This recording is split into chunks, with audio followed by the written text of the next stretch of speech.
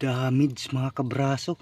Hindi ko nakuhaan kasi inaayos ko pa lang yung butas, tapos nang inano natin ng itak, biglang nagtatakbo palabas mga kabraso. Wala siyang mapagkublihan.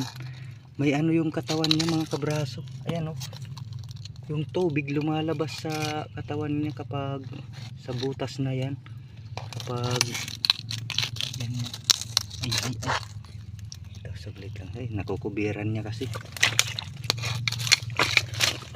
malaki sa, ayan oh, sayang, ano to, bawas presyo. Yan ito, yan yung butas, napalaban siguro to. Basta yung sugat niya na to, napakatagal na mga kabraso. Magaling na nga yung gilid niya, yung butas lang, talagang butas pa ilalim, pero magaling na. Naging ano na lang yung butas. Oops, dinan natin yan oh. Yan yung butas, yan ano yung tubig dito lumalabas.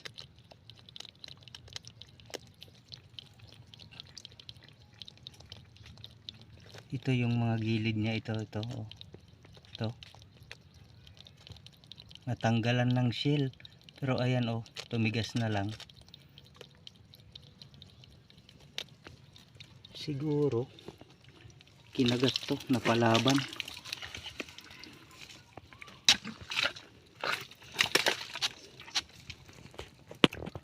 Nabubuhay talaga sila kahit na nasa sugatan kapag dito lang sa ano, sa natural nilang tirahan ba. Pero kung dadalhin natin na ganyan, sugat, na mamatay talaga yun.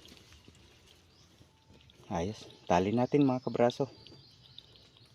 Sana lang makadagdag pa tayo.